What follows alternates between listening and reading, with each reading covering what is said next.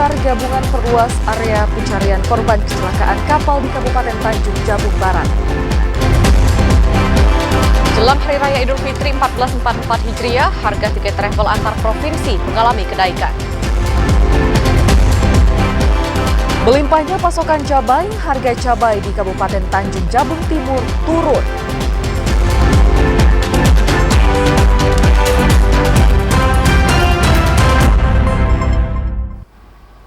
Assalamualaikum warahmatullahi wabarakatuh. Terima kasih Anda masih setia menyaksikan Jambi hari ini, edisi Jumat 14 April 2023. Selain 3 topik utama tadi, tim redaksi kami telah menyiapkan sejumlah informasi penting dan menarik lainnya untuk Anda. Bersama saya Obil Hayadi. Dan saya Septinita, inilah Jambi hari ini selengkapnya.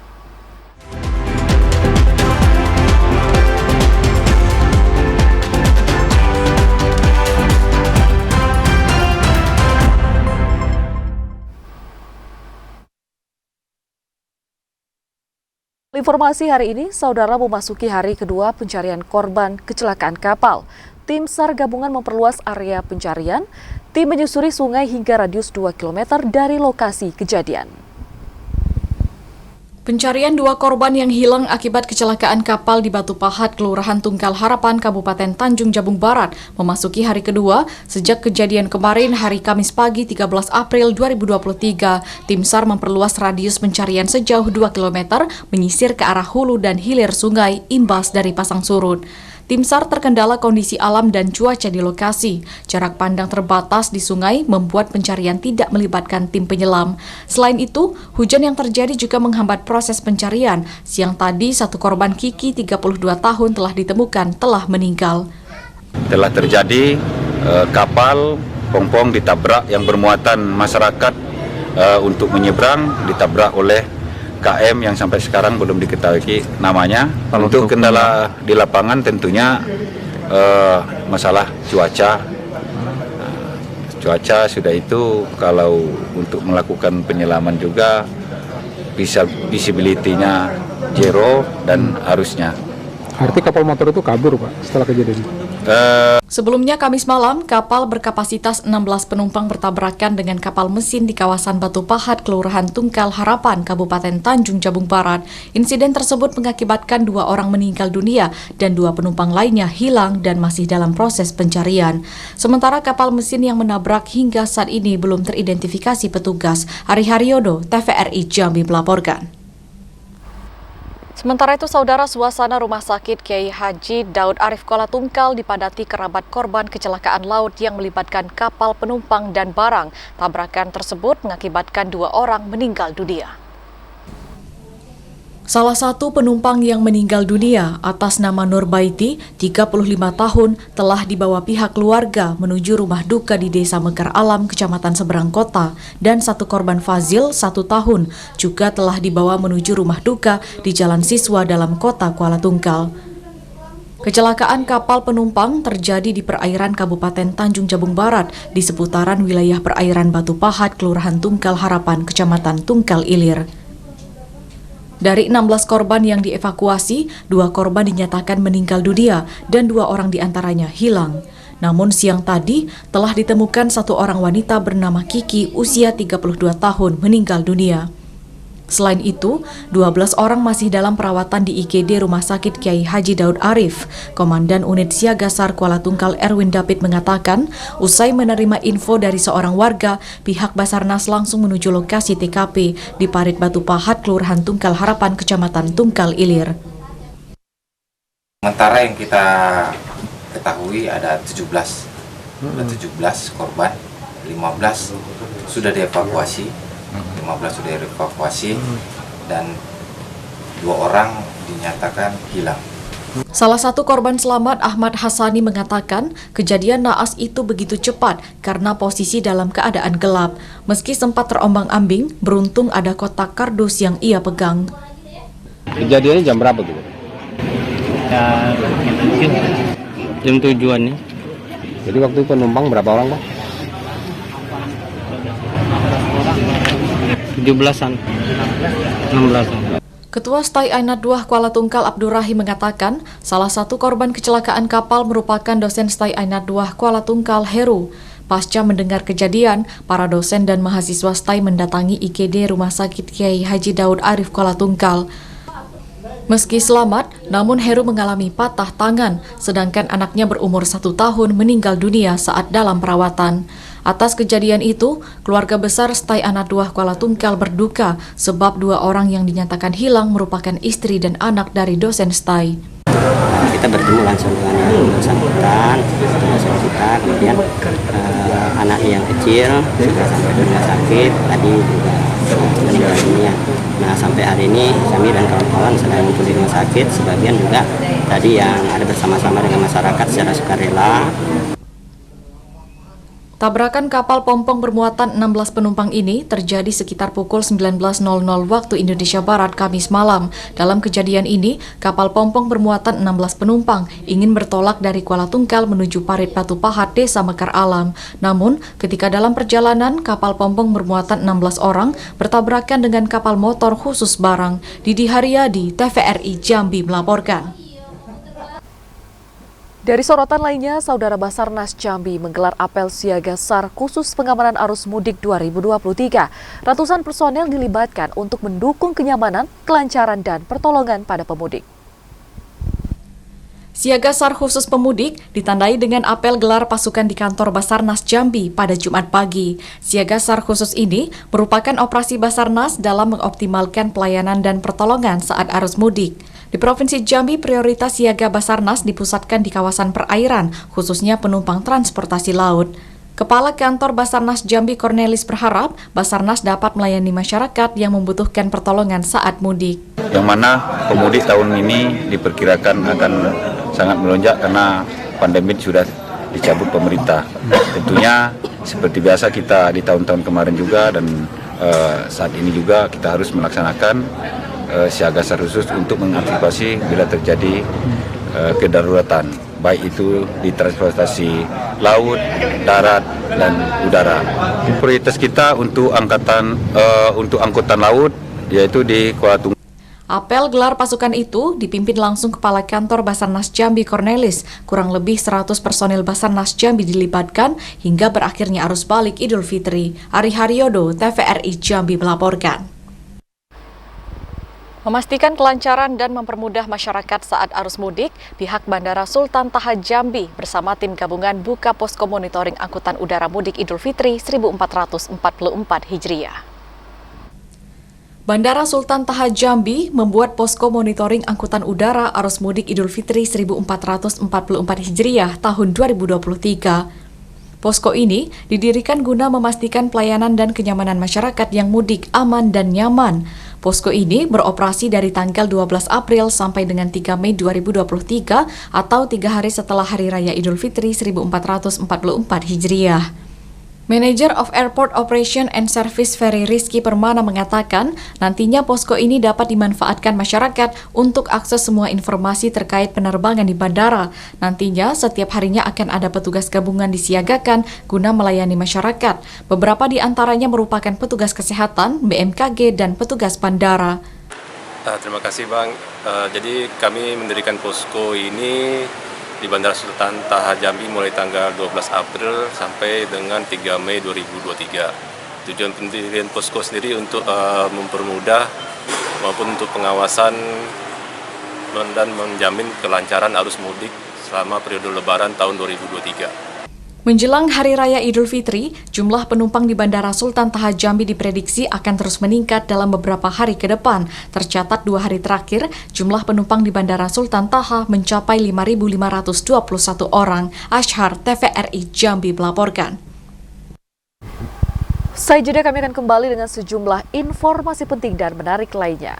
Di antaranya, hadapi puncak arus mudik, SPBU Kabupaten Tebo menambah kuota BBM.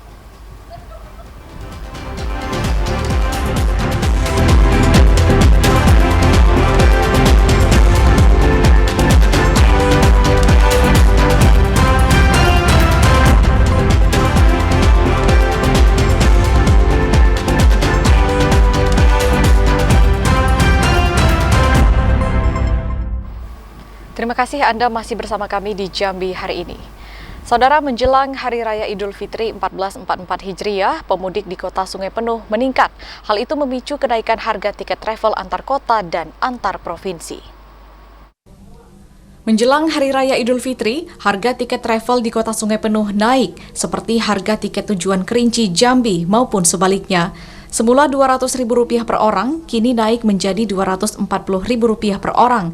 Meski harga tiket naik, namun petugas mengaku sebagian tiket sudah habis terjual. Sementara itu, Lebaran tahun 2023 ini, jumlah penumpang diprediksi meningkat dibandingkan tahun 2022 lalu. Ini karena sudah dicabutnya penerapan pembatasan kegiatan masyarakat atau PPKM. Seorang pemilik usaha otobus di kota Sungai Penuh, Sony, mengatakan harga tiket sudah naik sejak 2 hari terakhir. Ada kisaran kenaikannya itu bervariasi. Ada yang 20%, ada yang 30%. Rata-rata kenaikan 20 sampai 40.000. Sampai 12.000. Untuk terkait dengan penumpang sampai saat ini gimana, Pak? Nah, sekarang lonjakan baru mulai terasa hari ini. Hari ini ya, Pak. Hari ini mulai terasa. Sony menyebutkan lonjakan penumpang sudah dirasakan saat ini. Jika hari biasa, satu hari hanya 2 armada yang diberangkatkan, kini bertambah menjadi 4 armada dalam satu hari. Ilwan, TVRI Jambi melaporkan. Sementara itu, saudara, menghadapi puncak arus mudik Lebaran Idul Fitri 1444 Hijriah, beberapa SPBU di Kabupaten Tebo menambah kuota BBM seperti kuota BBM jenis Pertalite dan Solar. Pantauan di SPBU Kelurahan Tebing Tinggi Kilometer 3 Kecamatan Tebo Tengah Kabupaten Tebo pada Kamis 13 April 2023, pengisian bahan bakar minyak masih normal. Belum terlihat antrian panjang kendaraan, baik roda 2 maupun roda 4. Untuk memenuhi kebutuhan masyarakat akan BBM saat arus mudik dan arus balik Lebaran Idul Fitri 1444 Hijriah, beberapa SPBU menambah kuota bahan bakar minyak jenis Pertalite dan Solar. Manajer SPBU Kelurahan Tebing Tinggi Nopri mengakui untuk tambahan kuota bahan bakar minyak jenis Pertalite dan Solar yang semula 8 ton menjadi 16 ton sudah diajukan dan disetujui oleh pihak Pertamina. Untuk distribusinya masih dalam proses, sementara itu untuk tambahan kuota tersebut diperkirakan bertahan hanya untuk beberapa hari. Apabila kondisi ramai, kuota 16 ton akan habis dalam 1 hari. Nampak signifikan sih arus mudik. Masih normal lah. Masih normal. Biasanya terjadi, Bang, kalau antrian arus mudik ini? 2 hari mau lebaran. 7 hari 5 hari mau lebaran. 5 hari mau lebaran. Kalau 16 ton itu, Bang, berapa hari, Bang, terpakai, Bang? 1 hari kalau kondisi rame bisa habis. Intizam, TVRI Jambi melaporkan. Harga cabai di Kabupaten Tanjung Jabung Timur turun dari harga sebelumnya hanya Rp25.000 per kilogram. Turunnya harga cabai tersebut disebabkan melimpahnya pasokan cabai. Berbeda dari tahun sebelumnya, jelang Idul Fitri pada tahun ini, harga komoditas di Kabupaten Tanjung Jabung Timur turun. Para pedagang di Pasar Rakyat Muara Sabak Barat mulai minggu terakhir bulan Ramadan serentak menjual cabai merah dengan harga rata-rata Rp25.000 per kilogram. Harga itu turun cukup jauh jika dibandingkan harga sebelumnya mencapai Rp32.000 per kilogram. Selain cabai merah, penurunan harga juga terjadi pada komoditas cabai rawit. Harga cabai rawit hijau saat ini dibanderol Rp30.000 per kilogram dari harga Rp40.000 per kilogram. Turunnya harga cabai itu salah satunya disebabkan tingkat produksi dan pasokan dari sejumlah daerah sentra cukup melimpah. Cuman kita jualnya susah. Malah jualan susah ya? Karena kan orang itu kalau beli sekilo sudah bisa cukup 2 minggu aja. Oh gitu. Gitu pula ada. Itu semakin banyak itu semakin susah juga jualnya. Kalau banyak susah, kalau mahal beli semakin kan enak. Berbeda dari cabai, komoditas lainnya seperti bawang merah dan bawang putih dijual dengan harga normal. Bawang merah berada di angka Rp22.000 per kilogram dan bawang putih Rp27.000 per kilogram. Kliva Patria, TVRI Jambi melaporkan.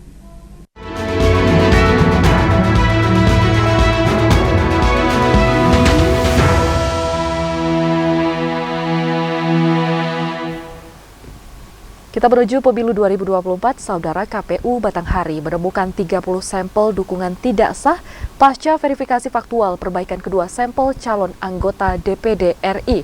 Hasil temuan itu telah disampaikan KPU Batanghari ke KPU Provinsi Jambi. KPU Kabupaten Batanghari telah merampungkan tahapan demi tahapan pemilu 2024. Salah satunya verifikasi faktual terhadap sampel dukungan calon DPD RI. Dari hasil verifikasi ditemukan 30 sampel dukungan yang tidak sesuai fakta di lapangan. Dari total 351 sampel dukungan. Komisioner KPU Kabupaten Batanghari Hashim mengatakan, hasil sampel verifikasi faktual yang tidak sah itu telah disampaikan kepada KPU Provinsi Jambi. Temuan sampel dukungan tidak sesuai itu tidak mempengaruhi dukungan dari 3 calon DPD RI di Kabupaten Batanghari. Dari 351 sampel itu berjumlah 321 itu mereka mendukung dari masyarakat. Hanya saja 30 sampel itu ada yang tidak mendukung dan ada juga tidak kita temukan. Setelah hasil verifikasi faktual itu, KPU Batanghari akan melanjutkan ke tahapan penetapan calon DPR dan DPRD Kabupaten Kota di Provinsi Jambi. Ade Juniawan, TVRI Jambi melaporkan.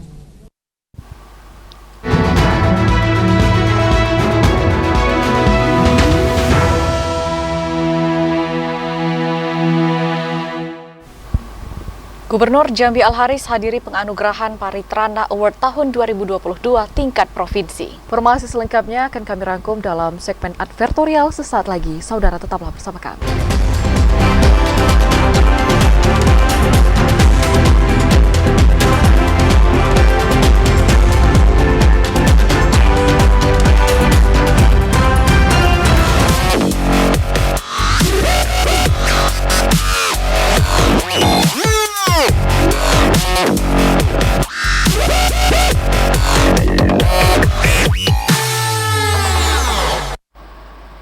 Anda kembali bergabung bersama kami di Jambi hari ini dalam segmen advertorial. Saudara, Gubernur Jambi Al-Haris buka rakor Forkopimda dan lintas sektoral seprovinsi Jambi. Rakor itu bertujuan untuk penanganan isu-isu aktual dan pengamanan Idul Fitri 1444 Hijriah. Gubernur Al-Haris mengeluarkan 10 rekomendasi pengamanan Hari Raya Idul Fitri 1444 Hijriah yang harus mampu dilakukan pemerintah kabupaten kota dengan bersinergi bersama pihak-pihak terkait. Rekomendasi itu dilakukan untuk memastikan perayaan Hari Raya Idul Fitri dapat terselenggara dengan aman dan nyaman bagi masyarakat. Rekomendasi itu mulai dari mendorong kecukupan ketersediaan komoditas bahan pangan, air bersih dan listrik, ketersediaan gas, kecukupan ketersediaan BBM, dan kelancaran transportasi lalu lintas jalan raya. Tidak hanya itu, Pemda juga didorong untuk mampu memastikan keamanan dan ketertiban masyarakat, menjamin kesiapan pelayanan kesehatan dan pos mudik, mengatur strategi pencegahan dan penanganan kebakaran, serta kesiapan pelayanan di tempat-tempat wisata. Hal itu disampaikan Gubernur Al-Haris saat membuka rapat koordinasi Forum Koordinasi Pimpinan Daerah dan Lintas Sektoral Seprovinsi Jambi dengan agenda penanganan isu-isu aktual di kabupaten kota serta pengamanan Idul Fitri.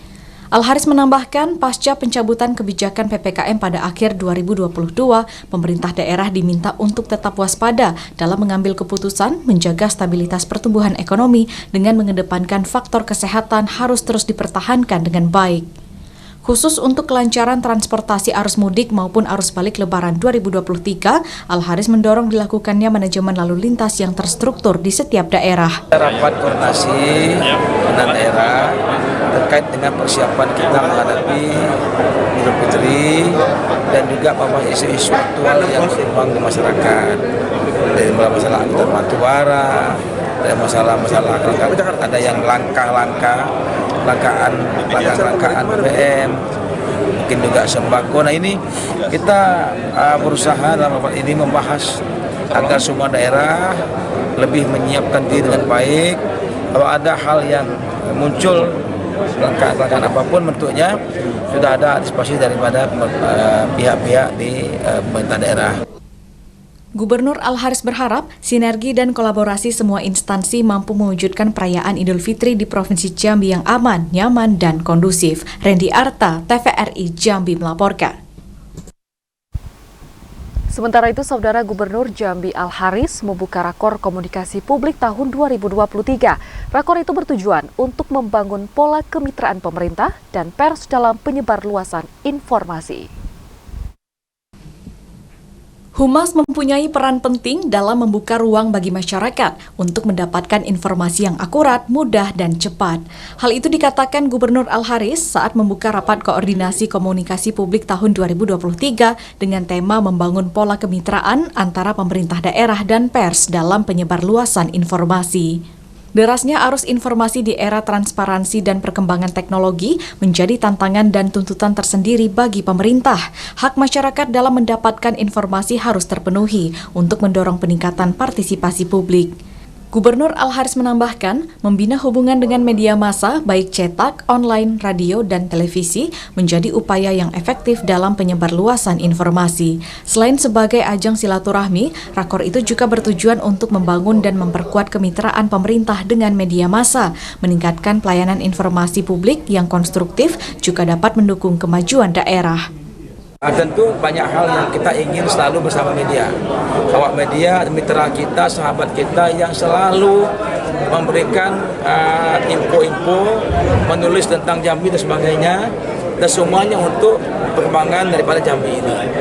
Karena itu perlu pemerintah mendukung keberadaannya, membina keberadaannya agar mereka tumbuh bersama tumbuhnya Jambi di ke depan.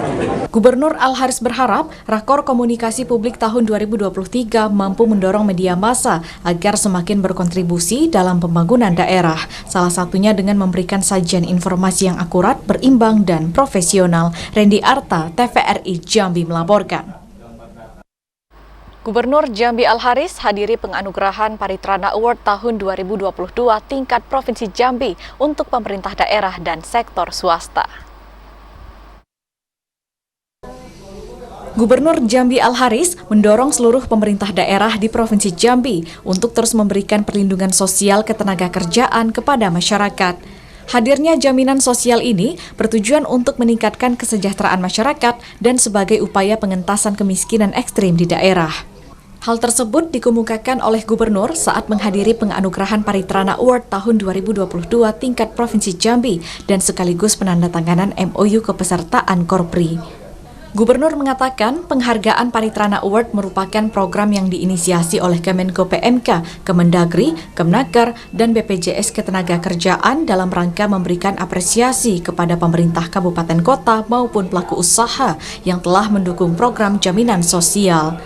Penganugerahan ini diberikan kepada pemerintah daerah yang dinilai memiliki kebijakan dengan kriteria coverage dan inovasi dalam mendukung perlindungan jaminan sosial ketenagakerjaan. Gubernur menyampaikan dalam rangka memberikan perlindungan jaminan sosial ketenagakerjaan bagi masyarakat miskin ekstrim, pemerintah telah mengikut sertakan 76.016 orang masyarakat Provinsi Jambi dalam jaminan kecelakaan kerja melalui program Dumisake. Ada juga santunan pendidikan, ya. Kalau itu saya kira kuliah cukup untuk kuliah. Kalau ini diterima 170 juta, angkanya. Kalau ini dia simpan, dia kalau dengan baik, ini bisa dia kuliah anak kita ini. Jadi artinya ketika ayahnya meninggal, nah tapi dia masih bisa kuliah, bisa seperti anak-anak lainnya itu yang Pada penganugerahan Paritrana Award tahun 2022 tingkat Provinsi Jambi, Kota Jambi berhasil menduduki posisi pertama kategori pemerintah, disusul Kabupaten Batanghari dan Kabupaten Tebo. Randy Arta, TVRI Jambi melaporkan.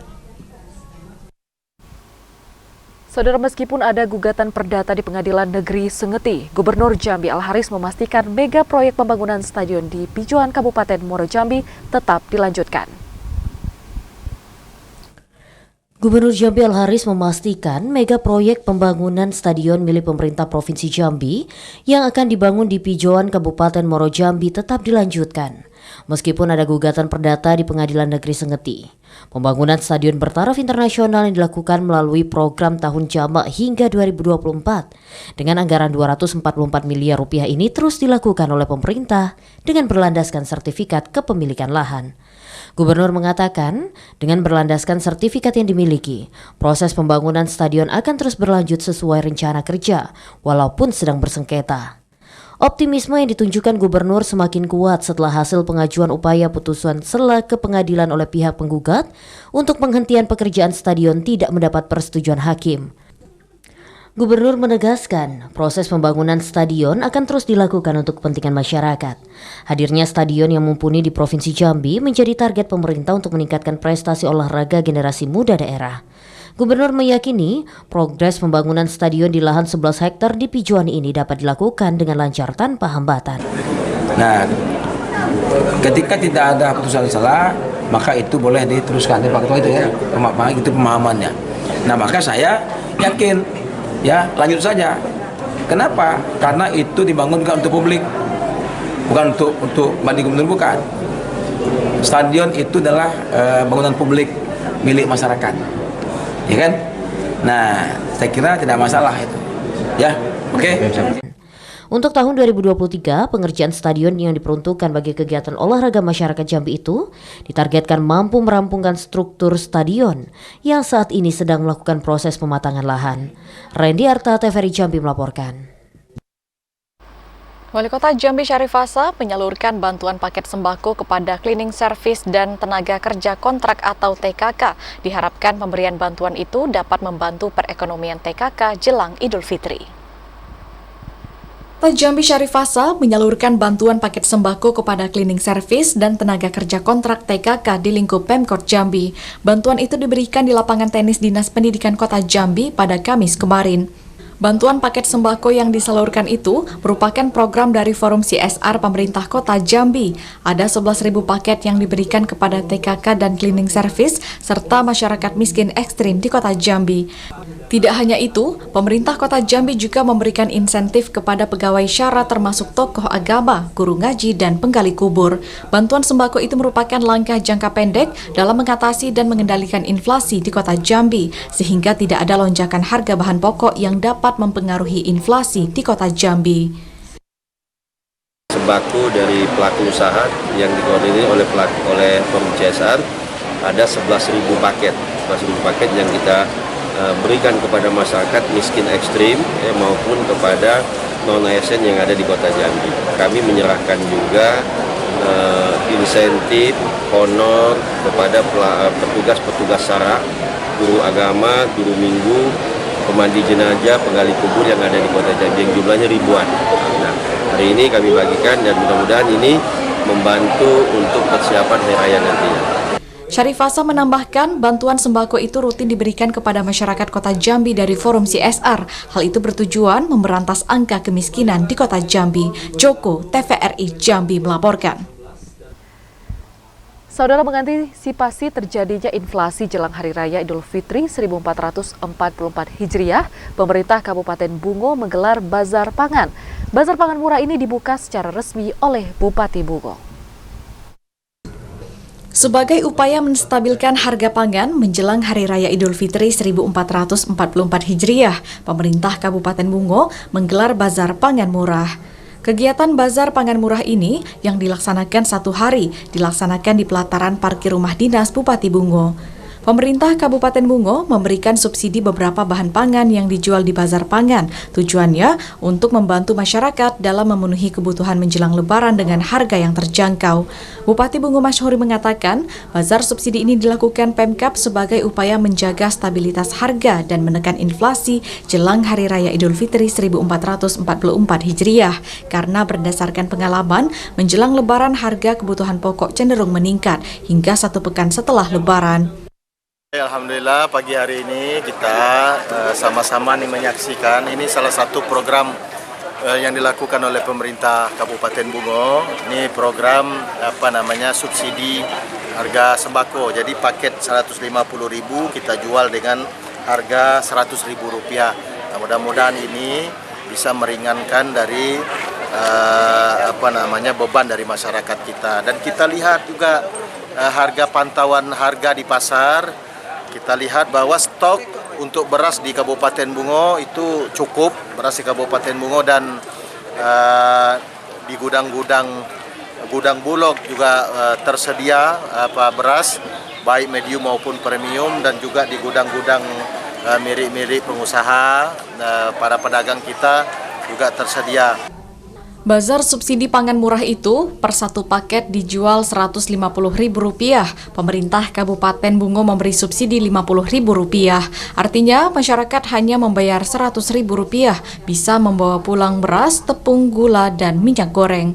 Pada bazar pangan murah ini, pemerintah Kabupaten Bungo menyediakan 500 paket sembako. Setiap masyarakat yang membeli harus memperlihatkan KTP untuk dicatat nomor induk kependudukan guna pendataan, agar program ini tepat sasaran.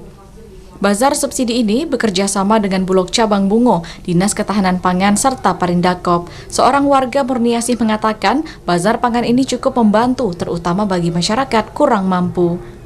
Muhriandi, TVRI Jambi melaporkan. Ratusan anak yatim di Kecamatan Kota Bangko dan sekitarnya menerima zakat yang terkumpul dari jemaah Masjid Baitul Makmur. Masing-masing anak mendapat Rp500.000. Wakil Bupati Merangin Nilwan Yahya salurkan zakat, infak, dan sodakoh yang dikumpulkan dari jemaah Masjid Baitul Makmur untuk 150 anak yatim di Kecamatan Bangko dan sekitarnya. Kegiatan tersebut berlangsung di Masjid Baitul Makmur. Wakil Bupati mengatakan penyaluran zakat dilakukan dalam 2 tahap. Tahap pertama telah dilakukan pada tahun ajaran baru untuk anak yatim mulai masuk sekolah. Sedangkan kegiatan kali ini merupakan penyaluran tahap kedua untuk menyambut datangnya Hari Raya Idul Fitri 1444 Hijriah, agar Lebaran nanti anak-anak yatim tersebut bisa merayakan hari kemenangan dengan sukacita. Masing-masing anak yatim mendapat uang Rp500.000. Wakil Bupati menjelaskan, santunan untuk anak yatim di sekitar Kecamatan Bangko ini sudah dilakukan sejak 3 tahun terakhir. Sedangkan untuk anak yatim yang berdomisili di sekitar masjid telah dilakukan selama 12 tahun sejak masjid itu berdiri. Sebanyak 150 orang anak yatim yang kita santuni, per anak itu sebanyak Rp500.000 per orang. Itulah yang bisa kami lakukan selaku pengurus Masjid Baitul Makmur ini untuk kepentingan agar anak yatim yang ada di lingkup Kecamatan Bangko ini sama-sama merasakan kemenangan di bulan Ramadan ini di awal Idul Fitri nanti. Dalam kedepannya, beberapa tahun ke depan, kita berharap khususnya Kecamatan Bangko ini mudah-mudahan bisa tercapai semuanya. Kita berikan santunan terhadap anak yatim yang ada di Kecamatan Bangko. Wakil Bupati Nilwan Yahya sekaligus sebagai Ketua Pengurus Masjid Baitul Makmur mengucapkan terima kasih kepada para pengurus masjid yang telah bekerja maksimal.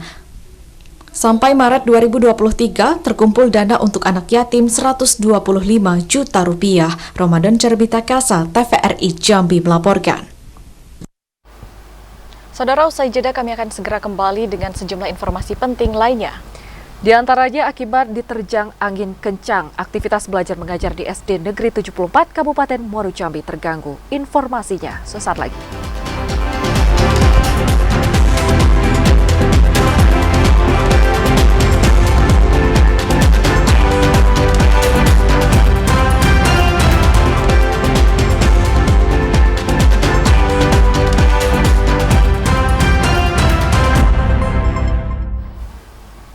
Terima kasih Anda masih kembali bersama kami di Jambi hari ini. Saudara, kita ke informasi kebakaran hutan dan lahan. Sebanyak 150 titik panas terpantau di wilayah Kabupaten Sarolangun pada periode Januari hingga Maret 2023. Kebakaran hutan dan lahan masih terjadi di wilayah Kabupaten Sarolangun. Berdasarkan data dari Badan Penanggulangan Bencana Daerah, awal tahun hingga akhir Februari 2023 terpantau 145 titik panas. 5 kasus terjadi di bulan Maret 2023. Kepala Badan Pelaksana Penanggulangan Bencana Daerah Pemerintah Kabupaten Sarolangun Salahuddin Nopri mengatakan, intensitas hujan yang terjadi sejak akhir bulan Maret hingga pekan kedua April 2023 ini berhasil meredam titik panas yang terjadi di beberapa kecamatan yang rawan karhutla. Nopri menjelaskan karhutla yang terjadi begitu masif di wilayah Kabupaten Sarawangun pada awal tahun 2023. Diduga hal ini terjadi lantaran ada sebagian masyarakat yang membuka lahan dengan cara membakar, sedangkan berbagai upaya untuk mencegah terjadinya karhutla seperti sosialisasi terus dilakukan agar sebaran titik panas bisa dikendalikan. Hotspot kalau kemarin 150 dari Januari.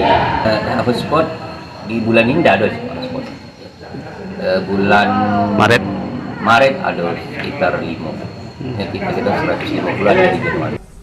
Badan Penanggulangan Bencana BPBD Sarawangun meminta dan mengimbau semua unsur masyarakat agar terus meningkatkan kewaspadaan untuk menghindari munculnya titik panas, terutama menjelang masuknya musim panas atau kemarau tahun 2023. Edi Kusnadi, TVRI Jambi melaporkan. Kejaksaan Negeri Sungai Penuh melimpahkan berkas kasus dugaan korupsi tunjangan perumahan di DPRD Kerinci. Dalam kasus yang merugikan negara 4,9 miliar rupiah ini, Kejari menetapkan Adli Sekwan DPRD Kerinci dan 2 orang lainnya sebagai tersangka. Berkas tersangka kasus dugaan korupsi tunjangan perumahan di DPRD Kerinci dengan tersangka Sekwan Kerinci Adli, Beni Ismarta selaku PPTK dan Loli Karentida kantor jasa penilai publik dilimpah ke Pengadilan Tipikor Jambi. Berkas tersebut dilimpah setelah sejumlah barang bukti kasus perkara telah dinyatakan lengkap untuk dipersidangkan. Kasipitsus Kejari Sungai Penuh Jasa Alex Hutahuruk mengatakan para tersangka dikenakan pasal 2 Undang-Undang Tipikor berdasarkan perhitungan kerugian dari BPK Perwakilan Jambi, ditafsir kerugian negara mencapai 4,9 miliar rupiah. Dalam praktiknya, tunjangan perumahan di DPRD Kerinci periode 2017 sampai dengan 2021 tersebut ditemukan ada dana fiktif dan markup penilaian objek. Selain itu, objek yang dinilai oleh KJPP berada di luar Kabupaten Kerinci sehingga tidak ada kesesuaian. Jadi pada hari ini kita Kejaksaan Negeri Sungai Penuh melakukan pelimpahan berkas perkara atas tindak pidana korupsi tunjangan perumahan bagi pimpinan dan anggota Dewan DPRD Kabupaten Kerinci tahun 2017 sampai dengan tahun 2021. Sebelumnya, Kejari Sungai Penuh juga telah menyita uang sebesar 5 miliar rupiah dalam kasus ini. Uang tersebut telah dikembalikan oleh anggota DPRD selaku penerima anggaran. Ashar, TVRI Jambi melaporkan. Sementara itu, saudara, ratusan anggota Satpol PP Merangin unjuk rasa ke kantor Bupati Merangin. Mereka menuntut Kasatpol PP Merangin Sobraini dinonaktifkan. Tidak seperti pemandangan biasanya, ratusan anggota Satpol PP yang seharusnya mengamankan unjuk rasa di kantor Bupati Merangin, namun kali ini ratusan anggota Satpol PP unjuk rasa ke kantor Bupati Merangin. Kedatangan ratusan anggota Pol PP ini merupakan bentuk kekecewaan selama kepemimpinan Sobraini sebagai Kasatpol PP Merangin. Mereka menilai selama ini Sobraini dinilai sangat arogan terhadap para bawahannya dan hanya mementingkan diri sendiri. Aksi para anggota Satpol PP mendesak Bupati Merangin agar menonaktifkan Sobraini sebagai Kasatpol PP Merangin. Selain itu, mereka meminta agar kembali menaikkan honorium yang tahun 2023 ini berkurang, padahal anggaran tetap sama seperti tahun sebelumnya. Selain itu, kesejahteraan para petugas piket juga minta diperhatikan. Yang jelasnya tuntutan kami itu Bang, tentang kesejahteraan kami Bang, dengan gaji kami sekarang Bang, dengan anggaran yang sama itu Bang. Bahwasannya kan anggaran ke 7 miliar Bang. Dan saat ini kan kami tahun belakang pun gaji kami Bang, dan tahun ini diturunkan Pak. Unjuk rasa yang dilakukan oleh ratusan anggota Satpol PP Merangin ini akhirnya disambut Wakil Bupati Merangin Nilwan Yahya dan meminta perwakilan anggota Pol PP untuk dengar pendapat secara tertutup. Saya selaku Wakil Bupati Merangin belum bisa mengambil kesimpulan apakah ini kita nonaktifkan atau kita pindahkan dari suatu jabatan. Artinya kita akan membentuk tim dalam waktu dekat untuk mengevaluasi kinerja yang terjadi di Satpol PP Kabupaten Merangin. Ramadan Cerbita Kasa, TVRI Jambi melaporkan. 185 desa di Provinsi Jambi belum tersentuh internet atau masih terjadi blank spot. Menanggapi hal itu, Dinas Kominfo Provinsi Jambi menargetkan seluruh masyarakat dapat mengakses internet pada tahun 2023. Berdasarkan data Dinas Kominfo Provinsi Jambi, dari 1.114 desa di Provinsi Jambi, masih ada 185 desa yang belum tersentuh jaringan internet. 185 desa itu tersebar di 9 kabupaten dalam Provinsi Jambi yang masuk dalam kategori 3T, yakni terdalam, terluar, dan tertinggal. Kadis Kominfo Provinsi Jambi, Aryan Syah mengatakan, jumlah desa yang belum tersentuh jaringan internet itu menurun dibandingkan tahun sebelumnya yang mencapai 310 desa. Masih adanya ratusan desa yang belum tersentuh jaringan internet itu disebabkan karena belum mendapatkan bantuan tower. Ditargetkan pada tahun 2023 hingga tahun 2024, seluruh masyarakat di seluruh desa dalam wilayah Provinsi Jambi dapat mengakses internet. Hadirnya ABJI ini merupakan menghadirkan interkoneksi ya, jadi internet kepada seluruh lapisan masyarakat. Jadi kita memang sangat berharap keberadaan ABJI ini yang mana di sini terdiri beberapa anggota. Kita mengharapkan adanya hubungan sinergi antara anggota ABJI sendiri, kemudian mitra kerja, kemudian juga dengan media-media yang lain. Ketua Asosiasi Penyelenggara Jasa Internet Indonesia, ABJI Provinsi Jambi, Almen Manihuruk mengatakan, untuk menyukseskan program pemerintah untuk menyelenggarakan internet hingga ke pelosok negeri, pihaknya siap bersinergi dengan menyiapkan provider yang tergabung di dalam ABJI. Sementara, Sekretaris Jenderal ABJI Zulfaldi Syah mengatakan, untuk mencegah konten negatif, pihaknya juga mendorong pemerintah untuk melakukan filterisasi dan inventarisir serta mengedepankan narasi positif untuk pengguna internet. Ke depan ABJI sangat berharap dukungan dari pemerintah provinsi, pemerintah daerah, dan kabupaten agar bersinergi. Mana desa-desa yang masih belum spot, kita kolaborasi sesama anggota ABJI, provider-provider internet yang ada di Jambi supaya saling bahu-membahu, supaya desa-desa yang masih belum spot segera bisa mengakses internet. Di era saat ini, internet sangat diperlukan. Selain cepat untuk mendapatkan informasi, internet juga bermanfaat untuk mengembangkan bisnis. Yogi Ramadhani, TVRI Jambi melaporkan. Kita ke informasi lain, saudara. Proses seleksi pegawai kontrak di TVRI Jambi masih berlangsung. Dari 27 peserta yang mengikuti tes tertulis pada 12 April 2023, 18 orang diantaranya dinyatakan lolos dan berhak mengikuti psikotes pada hari ini, 14 April 2023. Psikotes calon pegawai TVRI Jambi dilakukan di studio utama TVRI Jambi dan dipandu oleh lembaga psikologi dari Unja. Psikotes dilakukan untuk mengetahui kepribadian dan intelijensi calon pegawai sebelum mulai bekerja di TVRI Jambi. Setelah proses psikotes selesai, tahap selanjutnya yakni wawancara terhadap para peserta. Peserta yang lolos semua tahapan seleksi akan ditempatkan pada bagian program, berita, transmisi, teknik, umum, dan sekretariat. Kepala Stasiun TVRI Jambi Raden Sarjono berharap seleksi pegawai ini dapat menjaring peserta yang memiliki kompetensi dan integritas. Dari 18 orang hari ini dilakukan tes psikotes yang dilakukan oleh lembaga psikologi dari Unja, dan mudah-mudahan dari 18 ini nanti lulus banyak, dan dari pegawai ataupun dari peserta yang lulus ini masih ada tahapan tes lagi, yaitu tes wawancara, dan juga nanti ada tes yang tahap terakhir. Mudah-mudahan nanti sesuai dengan formasi yang telah kita tetapkan, yaitu 7 orang, itu nanti bisa menghasilkan pegawai yang terbaik.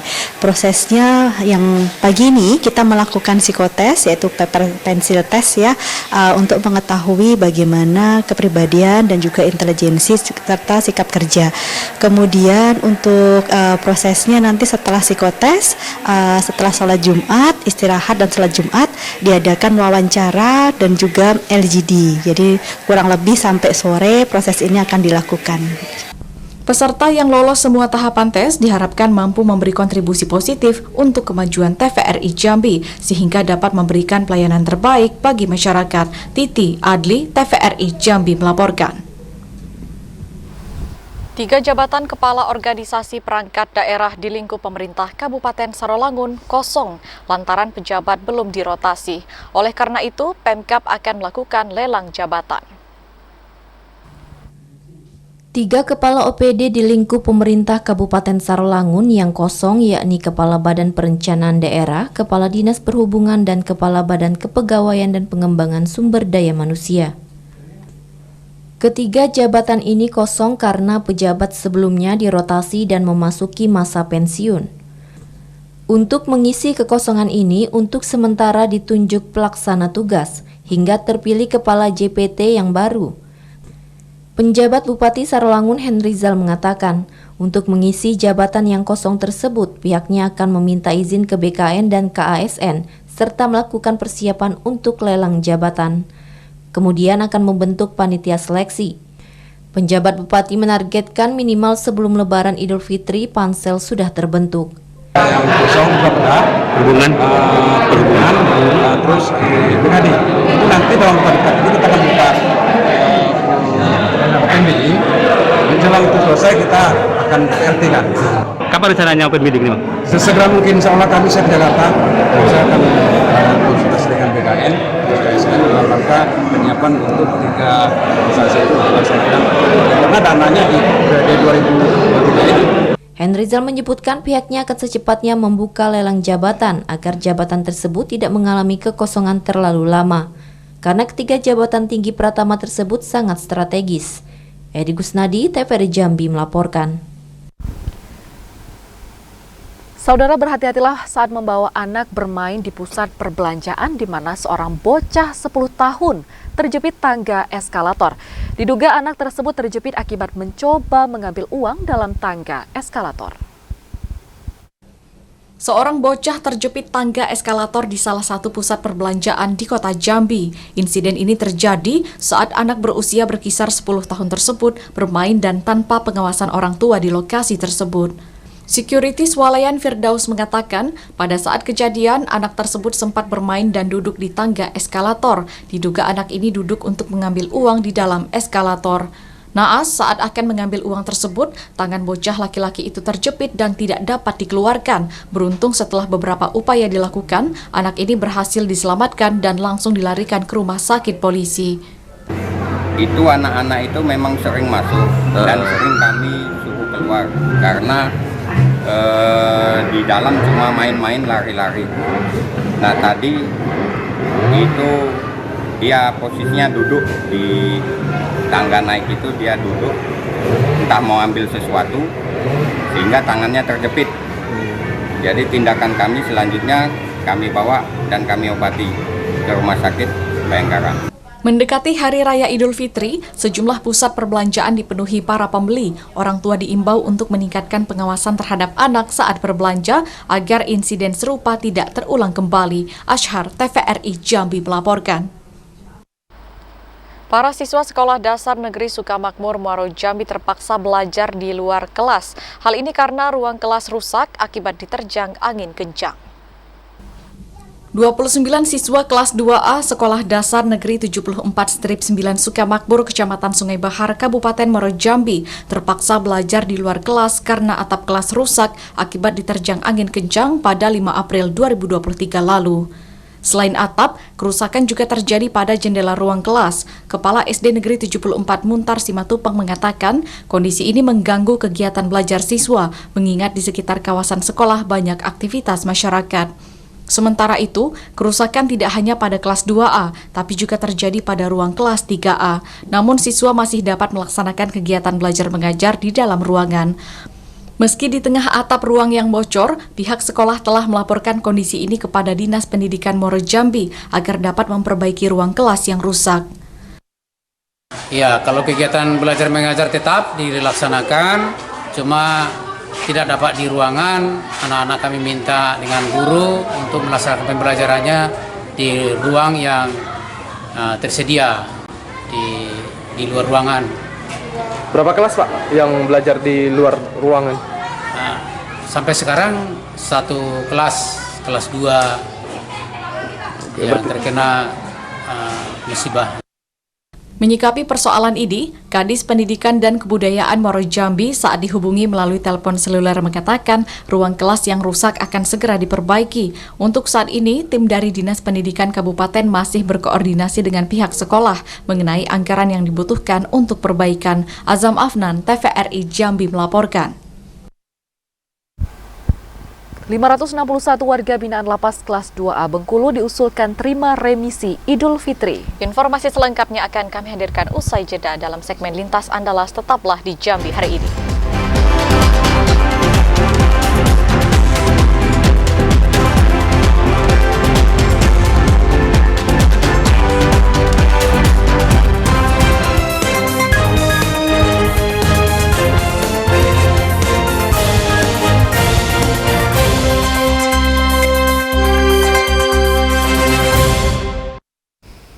Anda kembali bersama kami dalam segmen Lintas Andalas. Saudara, kita ke Provinsi Bengkulu, di mana kebahagiaan dalam merayakan Ramadan bukan hanya dirasakan masyarakat umum, namun juga turut dirasakan warga binaan yang sedang menjalani masa hukuman di Lapas Bengkulu.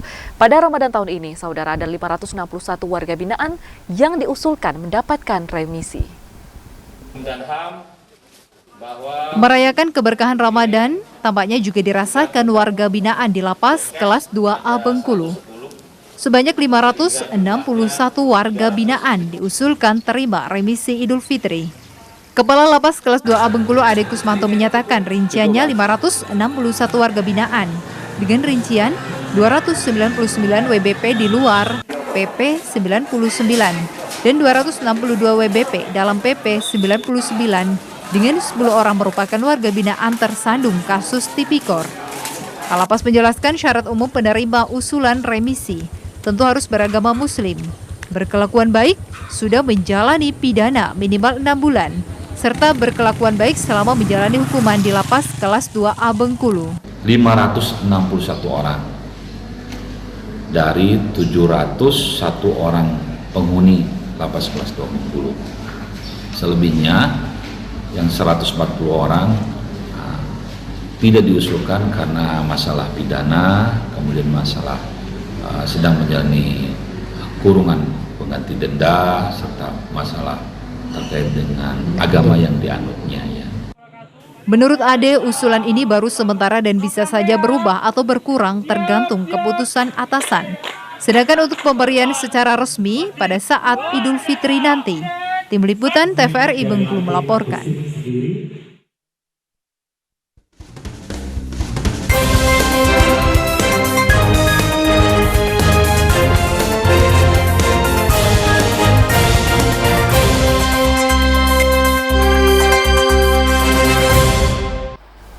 Dan saudara, informasi tadi sekaligus menutup perjumpaan kita di Jambi hari ini. Terima kasih atas perhatian dan kebersamaan Anda. Saya Septinita. Dan saya Omil Hayadi bersama kerabat kerja yang bertugas pamit undur diri. Wassalamualaikum warahmatullahi wabarakatuh dan sampai jumpa.